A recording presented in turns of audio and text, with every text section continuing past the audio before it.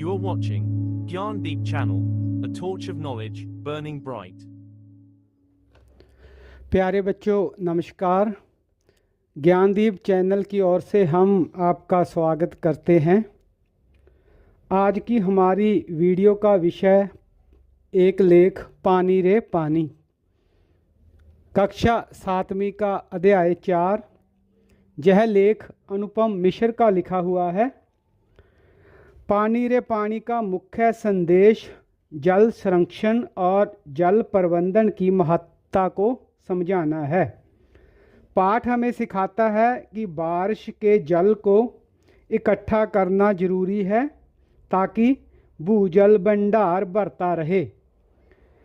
तालाब, झीलें और जल स्रोतों की रक्षा करना भी हमारी ही जिम्मेवारी है। तो आइए पहले देखते हैं लेख पानी रे पानी। हमारे दैनिक जीवन में पानी की क्या भूमिका है यह हम सभी जानते हैं, लेकिन क्या हमने कभी सोचा है कि यह पानी आता कहाँ से है और फिर कहाँ चला जाता है। भूगोल की किताबों में हमने जल चक्र के बारे में पढ़ा है। समुद्र से भाप बनकर उठने वाला पानी बादलों में बदलता है और फिर बारिश के रूप में धरती पर गिरता है और नदियों के माध्यम से वापस समुद्र में पहुंच जाता है। यह एक सुंदर और संतुलित प्रक्रिया है। आज हमारे आसपास पानी का यह चक्कर गड़बड़ा गया है। नलों में पानी कम आने लगा है। कभी कभी तो सिर्फ हवा की सीटी ही सुनाई देती है। पानी की कमी के कारण लोगों में झगड़े होने लगते हैं। कुछ लोग मोटर लगाकर दूसरों का पानी खींच लेते हैं, जिससे समस्या और भी बढ़ जाती है। शहरों में तो पानी खरीदना पड़ता है। गर्मियों में हालात और भी बुरे हो जाते हैं। कहीं सूखा पड़ जाता है तो कहीं पानी के लिए लंबी लंबी लाइनें लगती हैं। इसके विपरीत बारिश के मौसम में जल संकट की समस्या उल्ट जाती है। जहां गर्मियों में पानी की कमी होती है, वहीं मानसून में बाढ़ आ जाती है। घरों, स्कूलों, सड़कों और रेलवे पटरियों पर पानी भर जाता है। मुंबई जैसे बड़े शहर से लेकर गांव तक हर जगह पानी की अधिकता से लोगों को परेशानी होती है। बाढ़ में जीवन अस्त व्यस्त हो जाता है। लोगों को अपने घर छोड़कर सुरक्षित स्थानों पर जाना पड़ता है और कई जगह पर जनधन की हानि भी होती है। यह समस्या हमें यह समझाने की कोशिश करती है कि पानी की अधिकता और कमी दोनों ही बहुत बड़ी समस्याएं हैं। यदि हम पानी को सही तरीके से सहेजें तो इन संकटों से बचा जा सकता है। धरती पानी की एक विशाल गुल्लक।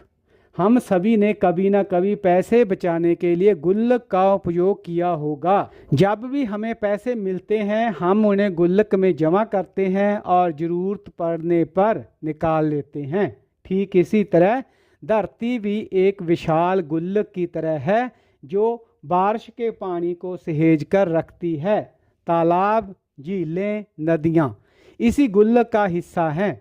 ये जल स्रोत बारिश के पानी को इकट्ठा करते हैं, जो धीरे धीरे जमीन के नीचे रिसकर भूजल भंडार को भर देता है। इसी भूजल से हम साल भर पीने, नहाने और खेती के लिए पानी निकालते हैं। लेकिन पिछले कुछ सालों में हमने इस प्राकृतिक व्यवस्था को नज़रअंदाज कर दिया है। तालाबों और झीलों को भरकर उन पर मकान, मॉल और सड़कें बना दी हैं। नतीजा यह हुआ है कि बारिश का पानी जमीन में नहीं समा पाता और बाढ़ का कारण बनता है। वहीं भूजल का दोहन इतना बढ़ गया है कि पानी की कमी होने लगी है। इस समस्या से बचने के लिए हमें जल संरक्षण पर ध्यान देना होगा। जल स्रोतों को बचाने और पुनर्जीवित करने की आवश्यकता है। तालाबों को पुनः साफ करके उनमें पानी संग्रहित किया जाना चाहिए। हमें वर्षा के पानी को व्यर्थ बहने से रोककर उसे जमीन में समाने का अवसर देना चाहिए ताकि भूजल भंडार फिर से भरा जा सके। जल चक्र को ठीक से समझकर और उसका सही उपयोग करके हम जल संकट को दूर कर सकते हैं। यदि हमने जल संरक्षण की तरफ ध्यान नहीं दिया तो हम भविष्य में पानी की गंभीर समस्या में फंस सकते हैं। आज जल संरक्षण हमारी प्राथमिकता होनी चाहिए। पानी को बचाने के लिए छोटे छोटे उपाय भी महत्वपूर्ण हो सकते हैं। घरों में पानी बचाने की आदत हमें डालनी चाहिए। नदियों और तालाबों को प्रदूषित होने से रोकना चाहिए और वर्षा जल संचयन को बढ़ावा देना चाहिए। यदि हम सभी मिलकर इन प्रयासों को अपनाएं तो जल संकट को काफ़ी हद तक कम कर सकते हैं। हमें यह समझना होगा कि पानी अनमोल है और इसे संरक्षित करना हमारा कर्तव्य है।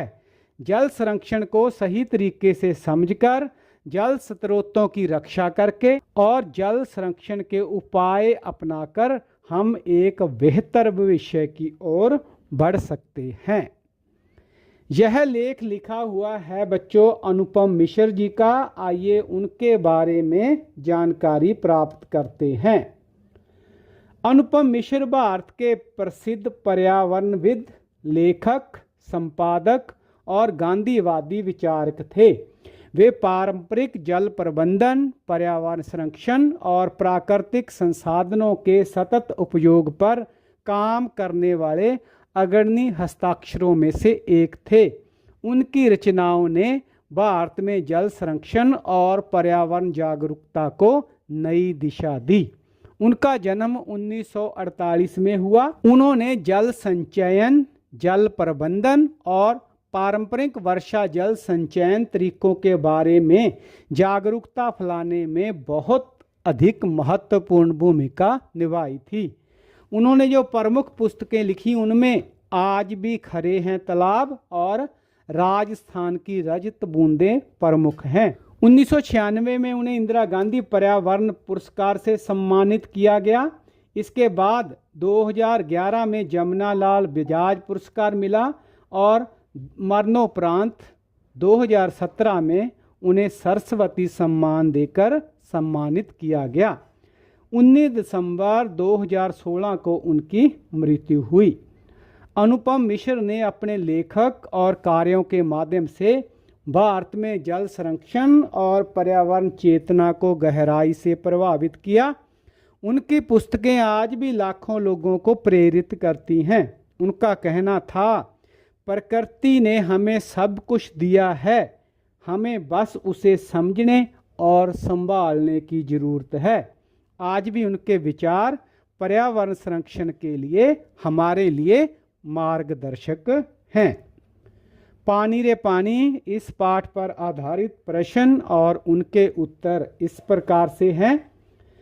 प्रश्न उत्तर का पहला खंड मेरी समझ से, यहाँ पर बच्चों प्रश्न दिया गया है और साथ ही 4 उत्तर दिए गए हैं। सटीक उत्तर के सामने हमने स्टार यानी कि तारा बनाना है। एक प्रश्न के एक से अधिक उत्तर भी सही हो सकते हैं। प्रश्न है, हमारा भूजल भंडार निम्नलिखित में से किससे समृद्ध होता है? नल सूख जाने से, पानी बरसने से, तालाब और झीलों से और बाढ़ आने से। तो इसका सटीक उत्तर है बच्चों पानी बरसने से और तालाब और झीलों से। तो यहाँ पर ये दोनों उत्तर जो हैं वो सही हैं। यह उत्तर हमने क्यों चुने? भूजल भंडार वर्षा के जल से समृद्ध होता है क्योंकि बारिश का पानी जमीन में रिसकर भूजल स्तर को बढ़ाता है। तालाब और झील भी वर्षा जल को संरक्षित करके धीरे धीरे धरती में समाने देते हैं, जिससे भूजल भंडार सुरक्षित रहता है। नल सूख जाने और बाढ़ आने से भूजल स्तर में कोई सकारात्मक प्रभाव नहीं पड़ता, बल्कि पानी की समस्या इससे और बढ़ जाती है। दूसरा प्रश्न है, निम्नलिखित में से कौन सी बात जल चक्र से संबंधित है? वर्षा जल का संग्रहण करना, समुद्र से उठी भाप का बादल बनकर बरसना, नदियों का समुद्र में जाकर मिलना और बरसात में चारों ओर पानी ही पानी दिखाई देना। तो इसका सटीक उत्तर है बच्चों, समुंदर से उठी भाप का बादल बनकर बरसना और नदियों का समुंदर में जाकर मिलना। तो यह दोनों बातें हैं जो वो जल चक्कर से संबंधित हैं। इसका क्या कारण है? जल चक्कर में पानी की यात्रा लगातार चलती रहती है। समुंदर से भाप बनकर बादल बनते हैं और फिर बारिश के रूप में धरती पर यह बूंदों के रूप में बरसते हैं। नदियां इस पानी को बहाकर समुंदर में ले जाती हैं, जिससे कि जल चक्कर पूरा हो जाता है। वर्षा जल का संग्रहण करना एक जल संरक्षण उपाय है, जबकि बरसात में चारों ओर पानी दिखाई देना जल चक्कर का परिणाम हो सकता है, लेकिन यह उसकी मूल प्रक्रिया नहीं है। प्रश्न है, इस बड़ी गलती की सजा अब हम सबको मिल रही है, जहां किस गलती की ओर संकेत किया गया है?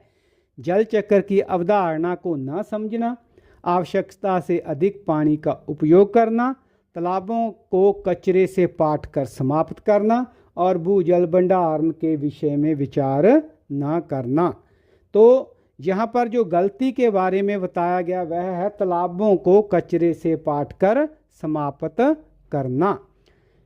तालाब और झील भूजल भंडार को भरने में सहायक होते हैं, लेकिन हमने अतीत में इन जल स्रोतों को नष्ट कर दिया है, जिससे भूजल स्तर गिर गया है और पानी की कमी होने लगी है। गर्मियों में अकाल और बारिश में बाढ़ जैसी समस्याएं इसी गलती का परिणाम हैं। यदि हमने जल चक्र को सही तरीके से समझकर तालाबों को सुरक्षित रखा होता तो पानी की समस्या इतनी विकराल नहीं होती। मिलकर करें मिलान। प्रश्न उत्तर का अगला सेगमेंट। पाठ में से कुछ शब्द समूह स्तंभ 1 में है और उनके अर्थ स्तंभ 2 में दिए गए हैं। तो प्यारे बच्चों, आपने जो अर्थ हैं शब्दों के उनके साथ मिलान करना है। जैसे कि वर्षा जल संग्रहण, तो इसका मिलान होगा 2 से। वर्षा के जल को प्राकृतिक अथवा कृत्रिम रूप से यानी कि मानवीय प्रयासों से धरती में संग्रहण करना, यह प्रक्रिया जल वर्षा संग्रहण कहलाती है। जल संकट, इसका मिलान होगा 3 से। जल की अत्यधिक कमी होना। जल चक्कर, इसका मिलान होगा चौथी पंक्ति से। समुंदर से उठी भाप का बादल बनकर पानी में बदलना और वर्षा के द्वारा पुनः समुंदर में मिल जाना, इसे जल चक्कर कहते हैं। भूजल, इसका मिलान होगा पहली पंक्ति से। जमीन के नीचे छिपा हुआ जल भंडार, जिसे कि भूजल कहते हैं। पंक्तियों पर चर्चा। पाठ में से चुनकर कुछ पंक्तियां दी गई हैं, इन्हें पढ़ने के बाद इनके अर्थ हमने लिखने हैं। पानी आता भी है तो वे वक्त। तो प्यारे बच्चों, इस पंक्ति का अर्थ है कि अब जल आपूर्ति अनियमित हो गई है। पहले घरों में पानी समय पर आता था, लेकिन अब कभी देर रात तो कभी सुबह जल्दी। यह जल संकट का संकेत है और जल प्रबंधन की विफलता को भी दर्शाता है। देश के कई हिस्सों में तो अकाल जैसे हालात बन जाते हैं।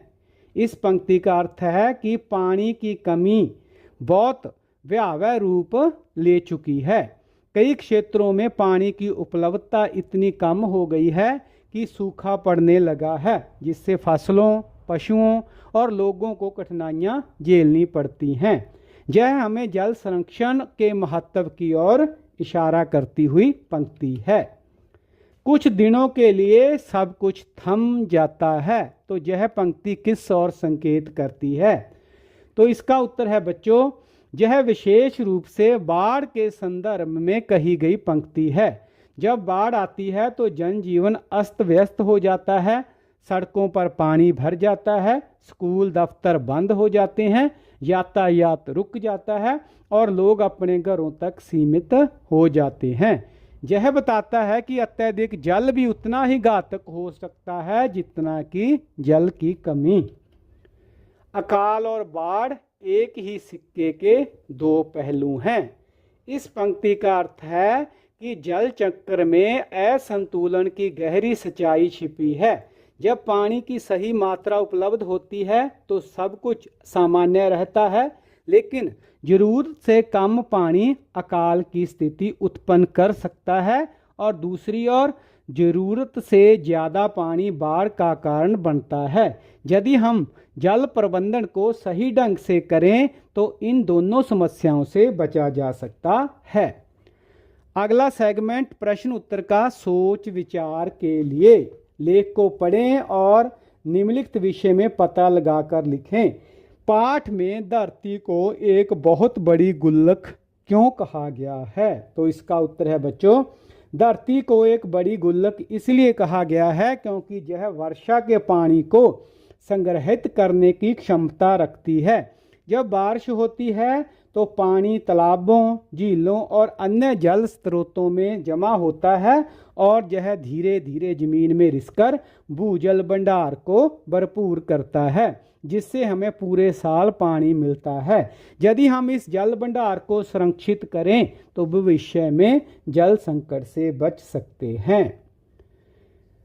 अगला प्रश्न है, जल चक्र की प्रक्रिया कैसे पूरी होती है? तो इसका उत्तर है, जल चक्र प्रकृति की एक सतत प्रक्रिया है जिसमें पानी एक रूप से दूसरे रूप में बदलता रहता है।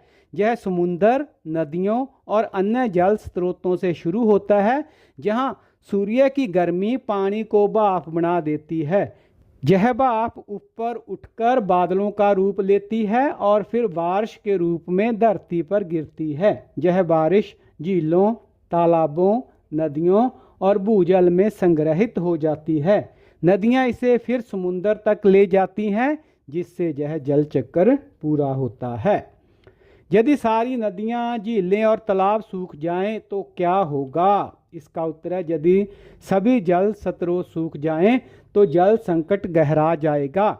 हमें पीने के लिए, खेती के लिए और उद्योगों के लिए पानी नहीं मिलेगा। भूजल स्तर तेजी से नीचे गिर जाएगा, जिससे सूखा पड़ सकता है। पशु पक्षियों और पेड़ों के लिए भी यह विनाशकारी होगा। शहरों में पानी खरीदना मजबूरी बन जाएगा और अकाल जैसी स्थितियां उत्पन्न हो जाएंगी। पाठ में पानी को रुपयों से भी कई गुना मूल्यवान बताया गया है। तो क्यों बताया गया है इसे मूल्यवान? इसके बारे में बताना है। पानी को रुपयों से अधिक मूल्यवान इसलिए कहा गया है क्योंकि यह जीवन के लिए बहुत अनिवार्य है। बिना पानी के मनुष्य, पशु पक्षी और पेड़ पौधे या फिर पूरे पर्यावरण का अस्तित्व संकट में पड़ सकता है।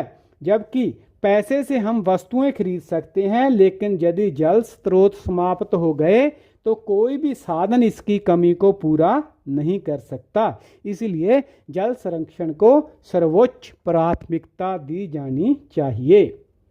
इसके बाद है बच्चों पाठ का अगला खंड, शीर्षक। इस पाठ का शीर्षक पानी रे पानी दिया गया है। पाठ का यह नाम क्यों दिया गया होगा? अपने सहपाठियों से चर्चा करें और आपने अगर इस शीर्षक को समझ लिया है तो अपने उत्तर का कारण भी लिखें। इस पाठ का शीर्षक पानी रे पानी इसलिए दिया गया है क्योंकि यह पानी से जुड़ी समस्याओं और उसके महत्व को दर्शाता है। यह शीर्षक एक भावनात्मक पुकार की तरह लगता है, जिससे पानी की महत्ता और उसकी कमी का एहसास होता है। पाठ में पानी के संकट, जल चक्र, वर्षा के संचय और जल संरक्षण की जरूरत को बताया गया है। यह नाम इस विषय की गंभीरता को उजागर करता है और पाठक को सोचने के लिए मजबूर भी करता है कि पानी हमारे लिए कितना जरूरी है। इसी से रिलेटेड अगला प्रश्न है कि आप इस पाठ को क्या नाम देना चाहेंगे? इसका कारण भी लिखें। यानी पानी रे पानी के अलावा कोई और शीर्षक भी आप इस पाठ को देना चाहेंगे? तो इस पाठ के लिए कई सार्थक और प्रभावशाली शीर्षक हो सकते हैं जो इसके विषय को बेहतर ढंग से प्रस्तुत करें, जैसे कि जल का सफर हमारी जिम्मेवारी। यह शीर्षक जल चक्र की प्रक्रिया को दर्शाता है और संदेश देता है कि जल संरक्षण हमारी जिम्मेवारी है। या फिर सूखा और बाढ़, जल संकट की कहानी। यह शीर्षक पाठ में वर्णित दोनों प्रमुख समस्याओं, काल और बाढ़ को जोड़ता है। जो जल प्रबंधन की असफलता के परिणाम स्वरूप उत्पन्न होती हैं। एक अन्य शीर्षक पानी की गुल्लक बचत ही भविष्य है। तो इस शीर्षक में पाठ में दिए गए गुल्लक के उदाहरण को अपनाया गया है, जो बताता है कि जल संग्रह ही हमारी भविष्य की सुरक्षा है। जल बचाओ जीवन बचाओ, यह शीर्षक पाठ का मूल संदेश सरल और प्रभावशाली तरीके से प्रस्तुत करता है, क्योंकि पानी जीवन के लिए बहुत अनिवार्य है। अकाल और बाढ़ एक ही सिक्के के दो पहलू। पाठ की महत्वपूर्ण पंक्ति को शीर्षक बनाकर जल संकट के दो पक्षों को इसमें उजागर किया गया है। धरती की प्यास हमारी जिम्मेवारी, यह शीर्षक भूजल स्तर घटने की समस्या पर ध्यान केंद्रित करता है और हमें जल संरक्षण के लिए प्रेरित करता है। तो इस प्रकार के शीर्षक बच्चों आप भी तैयार कर सकते हैं और साथ ही साथ उसके लिए आप अपना कारण भी दे सकते हैं। शब्दों की बात बात पर बल देना। हमारी यह धरती भी इसी तरह की एक गुल्लक है, और दूसरा वाक्य हमारी यह धरती इसी तरह की एक गुल्लक है। इन दोनों वाक्यों को देखें बच्चों। दूसरे वाक्य में कौन सा शब्द हटा दिया गया है, उस शब्द को हटा देने से वाक्य के अर्थ में क्या अंतर आया है पहचान कर लिखिए। तो प्यारे बच्चों, जो मुख्य वाक्य है वह है पहला, हमारी यह धरती भी इसी तरह की एक गुल्लक है। तो जो शब्द हटाया गया है वह है भी। अंतर क्या है दोनों शब्दों में? भी शब्द के साथ वाक्य में तुलना का भाव स्पष्ट है, जैसे गुल्लक और धरती की समानता पर जोर दिया गया है। तो इस शब्द के हटने से वाक्य सीधा तथ्य बताने लगता है, जहां तुलनात्मक प्रभाव कमजोर हो जाता है। यानी धरती और गुल्लक का जो तुलना है वह कमजोर पड़ जाती है। इस पाठ में ऐसे कुछ और शब्द आए हैं जो अपनी उपस्थिति से वाक्य में विशेष प्रभाव उत्पन्न करते हैं। तो पाठ को पढ़ें और इस तरह के शब्दों वाले वाक्यों को चुनकर लिखें। तो इस प्रकार के कुछ वाक्य यहाँ दिए गए हैं बच्चों, आप और भी पाठ में से चुन सकते हैं। यह तो हुई जल चक्कर की किताबी बात। तो प्रभावकारी शब्द कौन सा है? तो से पाठक का ध्यान आगे की वास्तविक स्थिति की ओर खींचा गया है। पानी आता भी है तो वे वक्त। तो प्रभावकारी शब्द कौन सा है यहाँ पर? भी से पानी की अनियमितता पर व्यंग्यात्मक जोर यहाँ दिया गया है। लो, सब तरफ पानी ही पानी बहने लगता है। तो प्रभावकारी शब्द है लो से बाढ़ की अचानकता और विवशता का भाव उभरता है। यदि हमने जल चक्र का ठीक उपयोग नहीं किया तो प्रभावकारी शब्द है जहाँ पर यदि। प्रभाव क्या है इसका? यदि से चेतावनी का असर और अधिक बढ़ जाता है। तो इस प्रकार के शब्द हैं जो वो वाक्य को प्रभावशाली बनाते हैं। तो इस पाठ में से इस तरह के वाक्य आप भी छांटकर इस टैली को और भी आगे बढ़ा सकते हैं। समानार्थी शब्द। प्यारे बच्चों, कुछ वाक्य दिए गए हैं, उनमें रेखांकित शब्द हैं। तो रेखांकित शब्द के स्थान पर समान अर्थ देने वाले उपयुक्त शब्द लिखने हैं। तो पहला जो वाक्य है, सूरज की किरणें पड़ते ही फूल खिल उठे। तो सूरज के पर्यायवाची कौन से हैं? सूर्य, भास्कर, दिवाकर, दिनकर, भानु और आदित्य। दूसरा वाक्य, समुद्र का पानी भाप बनकर ऊपर जाता है। तो भाप के जो पर्यायवाची हैं, बाष्प, जलवाष्प या फिर कुहासा। अचानक बादल गरजने लगे। तो बादल के पर्यायवाची बताने हैं, मेघ, जलद, नीरद और गन। जल चक्र में हवा की भी बहुत बड़ी भूमिका है। तो हवा के पर्यायवाची पवन, वायु और समीर। उपसर्ग। देश के कई हिस्सों में तो अकाल जैसे हालात बन जाते हैं। तो यहाँ पर जो अंडरलाइन किया गया वाक्य है बच्चों, अकाल, इस शब्द में ए ने काल शब्द के साथ जुड़कर एक नया अर्थ दिया है।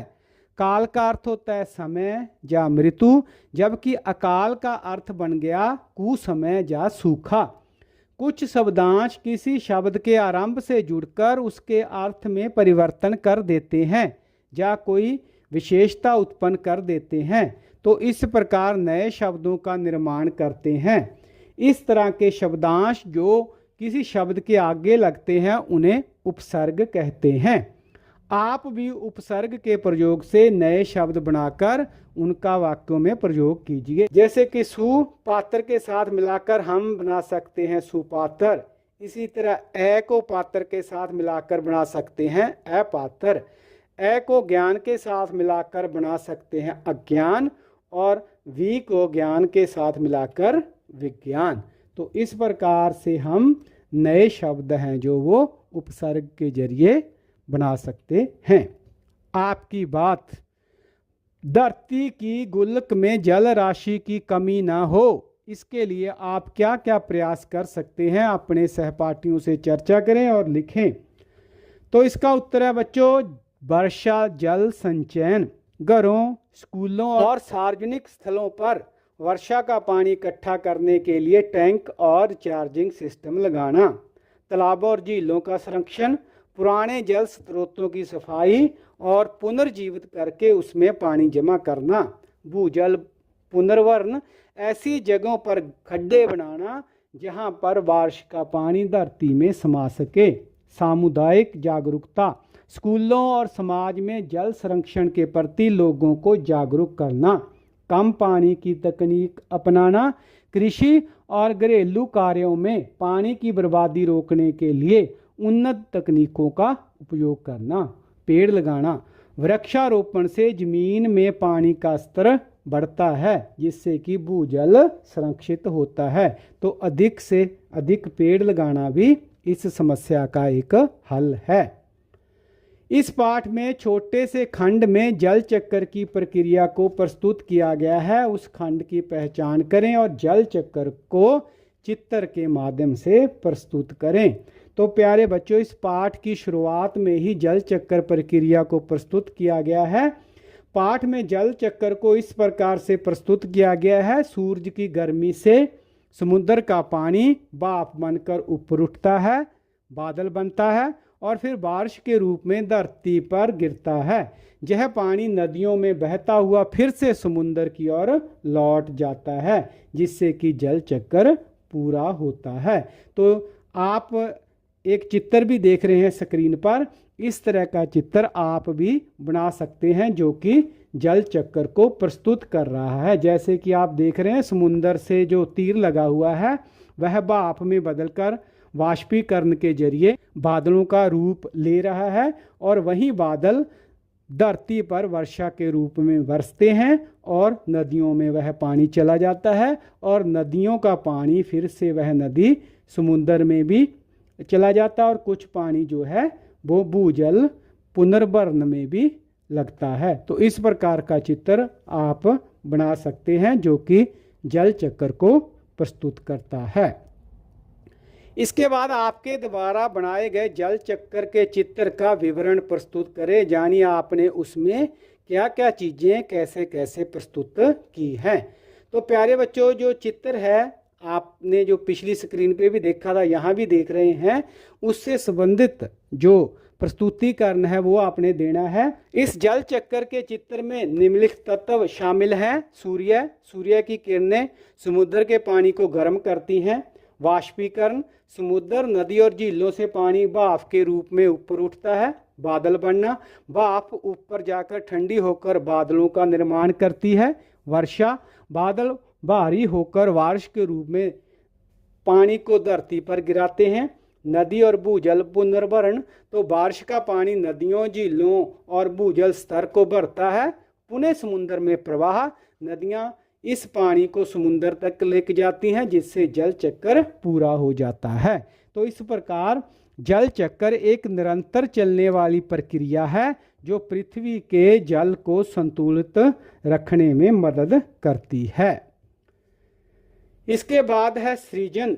कल्पना कीजिए किसी दिन आपके घर में पानी नहीं आया, आपको विद्यालय जाना है, आपके घर के समीप ही एक सार्वजनिक नल है, आप बाल्टी आदि लेकर वहां पहुंचते हैं और ठीक उसी समय आपके पड़ोसी भी पानी लेने पहुंच जाते हैं। आप दोनों ही अपनी अपनी बाल्टी को पहले भरना चाहते हैं। ऐसी परिस्थिति में आपस में किसी प्रकार का विवाद ना हो, यह ध्यान में रखते हुए 5 संदेश वाक्य लिखिए, यानी कि स्लोगन तैयार करने हैं बच्चों आपने इस प्रकार के कि इस प्रकार की लड़ाई वाली स्थिति उत्पन्न ना हो और जल के महत्व को, उसके संरक्षण को बताते हुए स्लोगन तैयार करने हैं। तो ऐसी परिस्थिति में शांति और सहयोग बनाए रखना बहुत महत्वपूर्ण होता है। जहाँ पर कुछ संदेश वाक्य यानी स्लोगन दिए गए हैं जो जल संकट के समय सद्भाव और जल बचत को प्रोत्साहित कर रहे हैं। जैसे पानी सबका हक है, पहले मैं नहीं पहले हम। दूसरा, मिल बांटकर जल का करें उपयोग, यही है हमारी शक्ति और सहयोग। एक दूसरे की मदद करें, पानी की हर बूंद बचाएं। झगड़ा नहीं, समझदारी अपनाएं, संतुलन से सबको पानी मिल जाए। जल की कीमत पहचानो, उसे सही तरीके से बांटो। बिना झगड़े बांटे पानी, यही है सच्ची इंसानी पहचानी। तो इस प्रकार के स्लोगन आप तैयार कर सकते हैं जिसमें शांति और सहयोग भी हो, साथ ही साथ जल संकट के विषय में बताया गया हो। सूरज, समुद्र, बादल, हवा, धरती, फिर बरसात की बूंदें और बहती हुई एक नदी और उसके किनारे बसा तुम्हारा हमारा घर, गांव या फिर शहर। इस वाक्य को पढ़कर आपके सामने कोई चित्र उभर आया होगा, उस चित्र को बनाकर उसमें रंग भरें। तो प्यारे बच्चों, यह जो चीज़ें हैं यह जल चक्कर को भी प्रस्तुत करती हैं, साथ ही साथ इसमें जो वृद्धि है वो है घर की या गांव और शहर की। तो आप इस प्रकार का कोई चित्र है जो वो तैयार कर सकते हैं जिसमें समुद्र है, पहाड़ियां हैं, बादल है, सूर्य है और साथ में घर भी हैं। तो यह जल चक्कर प्रक्रिया और समुद्र, बादल, धरती, बरसात की बूंदें, बहती हुई नदी और घर, सभी कुछ को यह चित्र प्रस्तुत कर रहा है। तो अपनी कल्पना से ऐसा चित्र आप बना सकते हैं। पानी रे पानी, तो इस लेख पर आधारित कुछ चित्र आपकी पाठ्य पुस्तक में है और आप उन्हें स्क्रीन पर भी देख सकते हैं। यह सबकी दिनचर्या से जुड़ी हुई गतिविधियां हैं। इन चित्रों पर बातचीत करें और जो धरती पर पानी के संकट को कम करने में सहायक हैं उन चित्रों पर बात करें, और जो पानी की बचत करते हैं और धरती रूपी गुल्लक को जल्दी ही खाली कर रहे हैं उन चित्रों के बारे में भी बताना है। तो प्यारे बच्चों, जैसे पहला चित्र है जहाँ पर बच्चा बाल्टी और मग का प्रयोग कर रहा है, नहा रहा है, तो यह चित्र है जो वो यह बताता है कि शावर की तुलना में इस प्रक्रिया में पानी की बचत होती है, यानी कि इस तरह नहाने में कम पानी लगता है। तो यह जो है धरती पर जल संकट को कम करने में सहायक है। दूसरे चित्र में महिला केतली नुमा बर्तन से पौधों को पानी दे रही है। यह पौधों को पानी देने का एक सही तरीका है।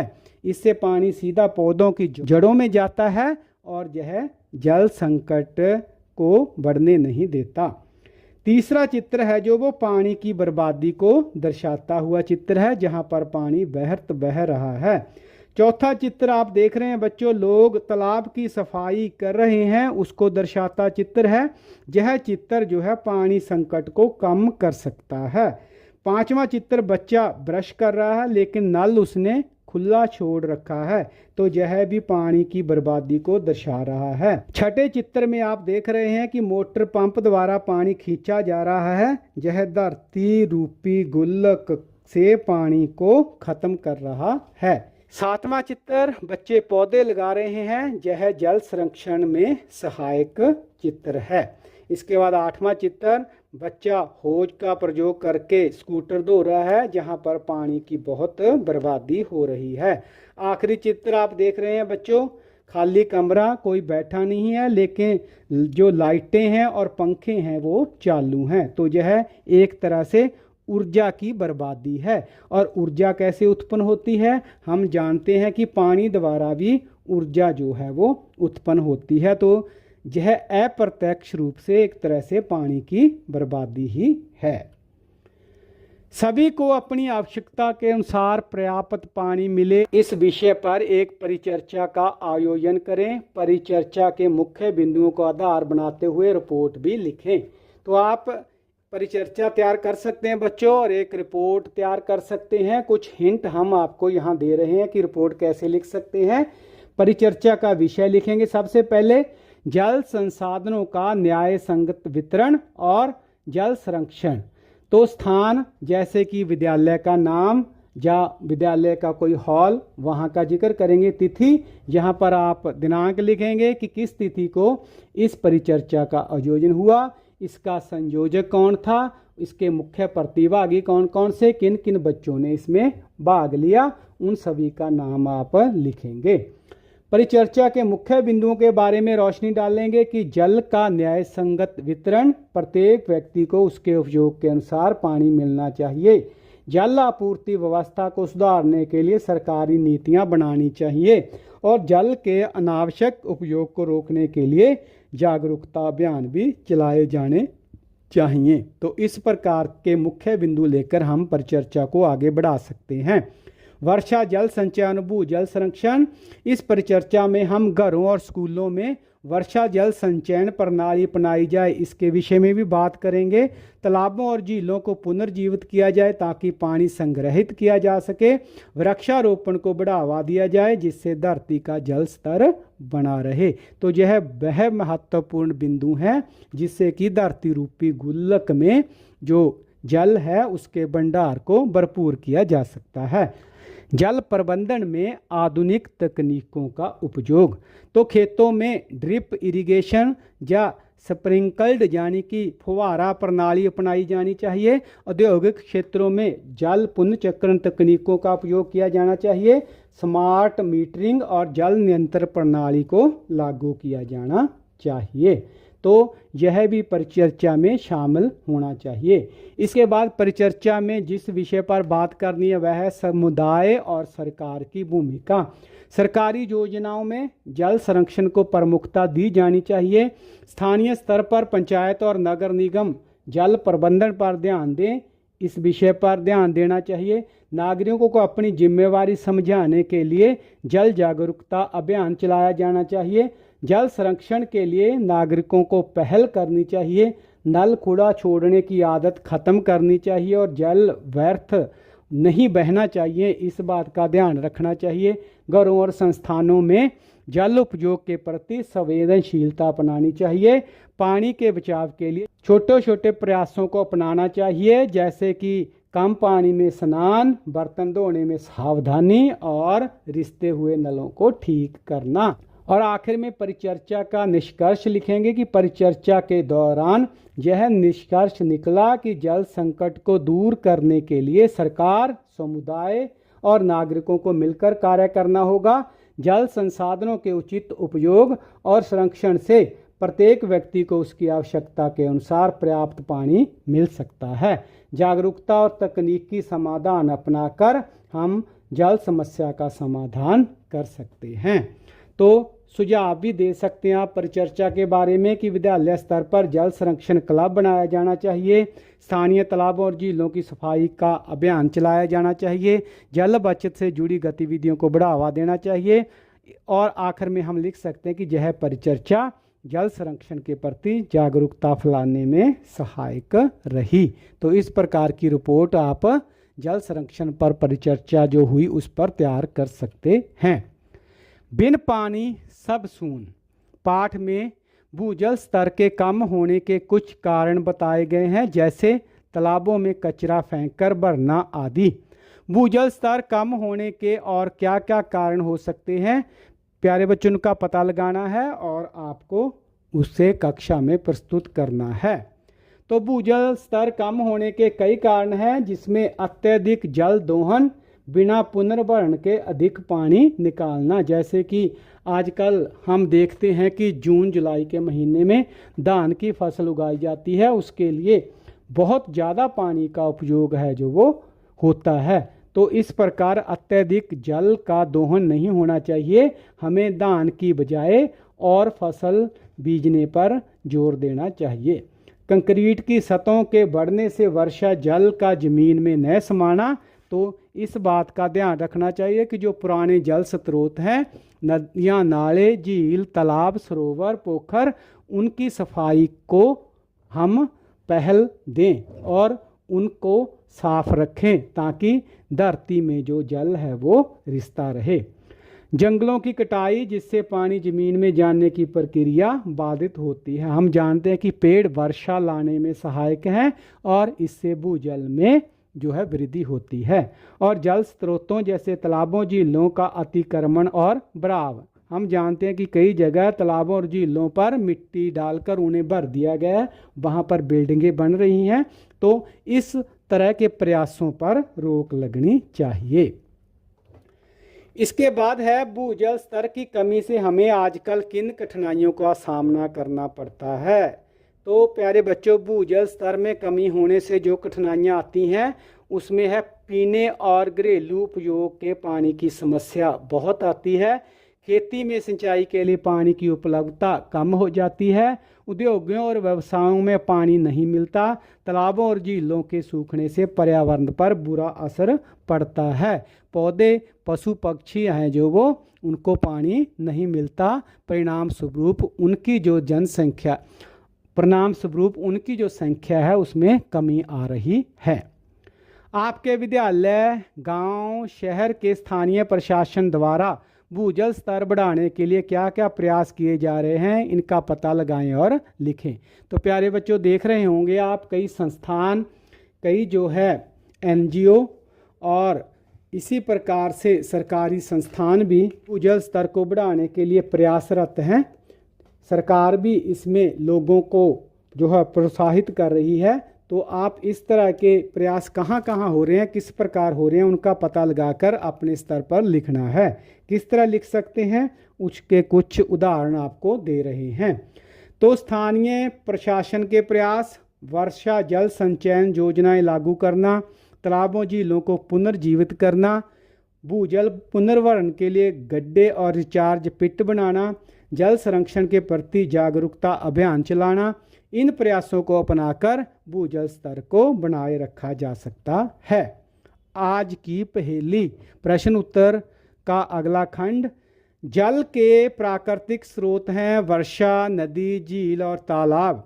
तो दिए गए वर्ग में जल और इन प्राकृतिक स्रोतों यानी वर्षा, नदी, झील, तालाब के समानार्थी शब्द ढूंढने हैं और उनके ऊपर बच्चों आपने गोलदारा लगाना है, या उनको अलग से भी छांट कर आप लिख सकते हैं। तो वर्षा से संबंधित जो शब्द हैं वो हैं बच्चों मेह और बारिश।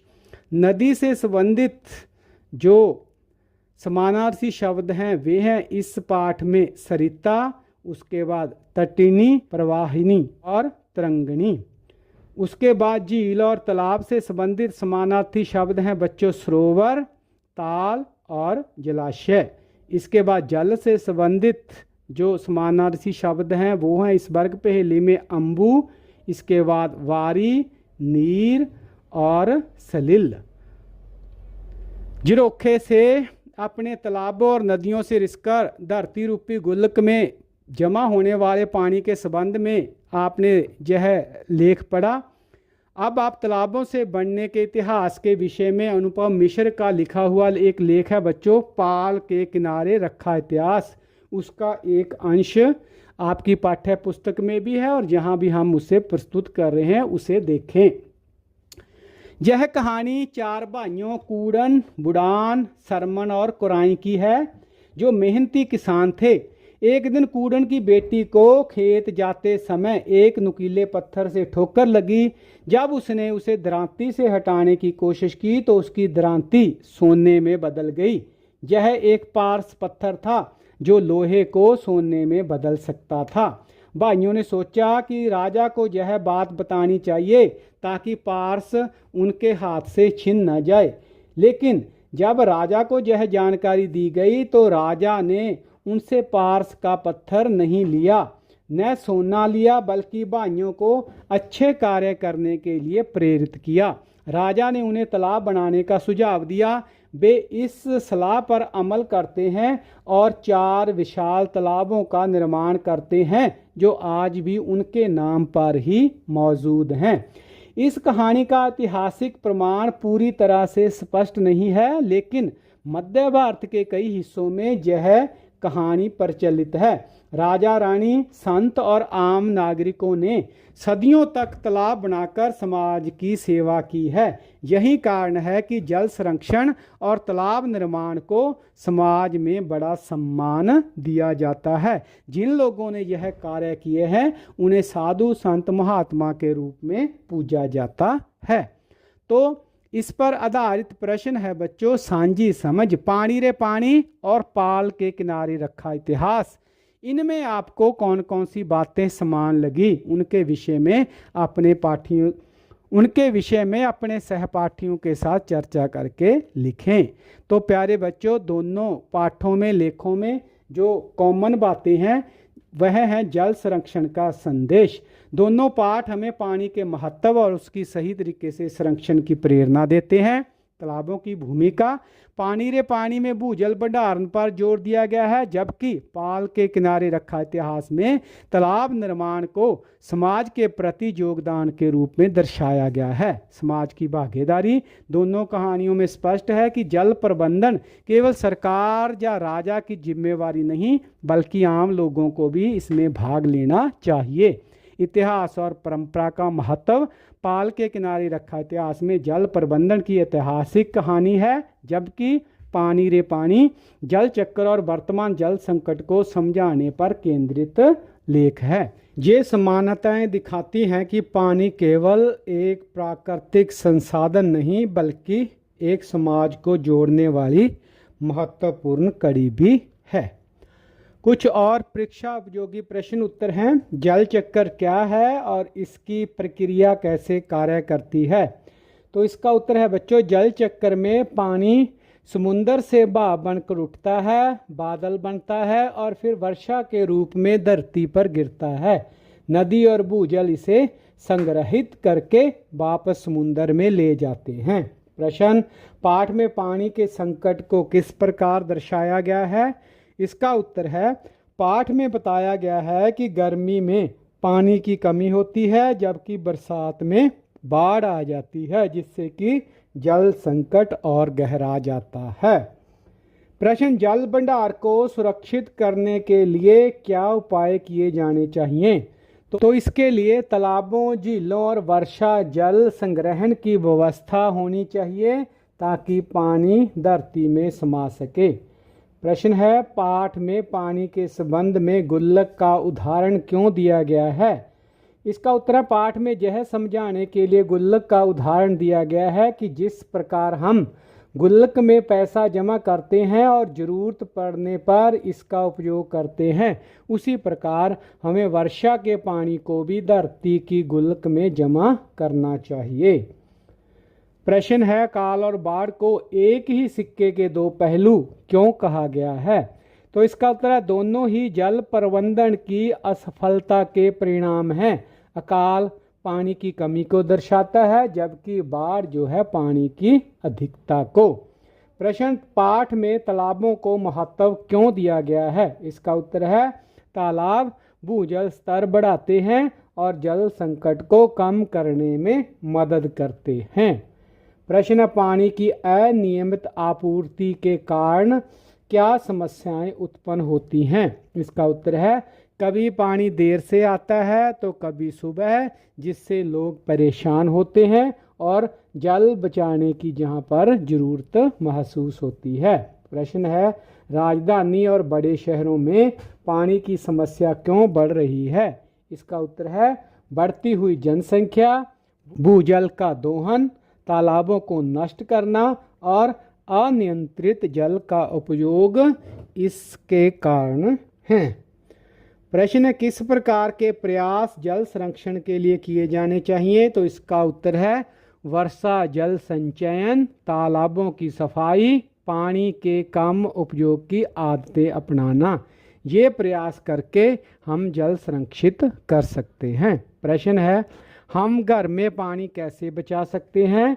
तो इसका उत्तर है, नल को खुला ना छोड़ें, अधिक पानी का उपयोग करने से बचें और पानी का पुनः उपयोग करें। प्रश्न पाठ में पानी की गुणवत्ता को प्रभावित करने वाले कौन कौन से कारक बताए गए हैं? तो इसका उत्तर है, जल स्रोतों का अतिक्रमण, प्रदूषण और अत्यधिक जल दोहन। ये जो चीज़ें हैं ये पानी की गुणवत्ता को प्रभावित करती हैं।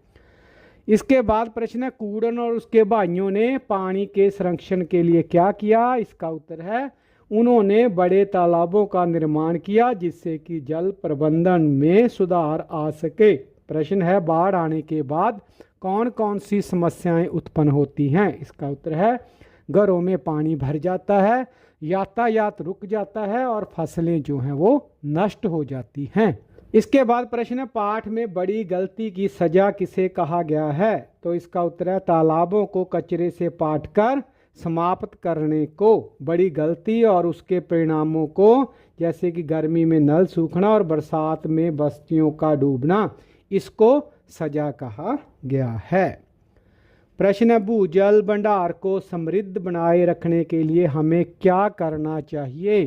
तो इसका उत्तर है, हमें बरसात के पानी को अपनी धरती रूपी गुल्लक में जमा करना चाहिए और तालाबों और झीलों की रक्षा करनी चाहिए ताकि उनसे पानी रिसकर भूजल स्तर में सुधार हो सके। प्रश्न, पाठ का मुख्य संदेश क्या है? तो प्यारे बच्चों, ये जो पाठ है पानी रे पानी, इसका मुख्य संदेश है कि पानी एक अनमोल संसाधन है जिसका उचित प्रबंधन और संरक्षण बहुत आवश्यक है। हमें जल चक्र को समझना चाहिए, वर्षा जल को संग्रहित करना चाहिए और अपने जल स्रोतों की रक्षा करनी चाहिए ताकि भविष्य में पानी का संकट ना आए। तो यह थी वीडियो लेख पानी रे पानी पर आधारित। वीडियो देखने के लिए आपका धन्यवाद। वीडियो को लाइक और शेयर करना ना भूलें। आपको कोई और अधिक जानकारी चाहिए तो आप हमें कमेंट कर सकते हैं और चैनल ज्ञानदीप को सब्सक्राइब जरूर करें ताकि आने वाले वीडियो उनके नोटिफिकेशन आपको मिलते रहें। एक बार फिर से आपका धन्यवाद। हिंदी के अगले पाठ की वीडियो देखने के लिए नेक्स्ट वीडियो पर क्लिक करें और हिंदी के सभी पाठों के वीडियो के लिए फुल प्लेलिस्ट पर क्लिक करें। Thanks for watching. Please subscribe GyanDeep channel. Also like and share this video.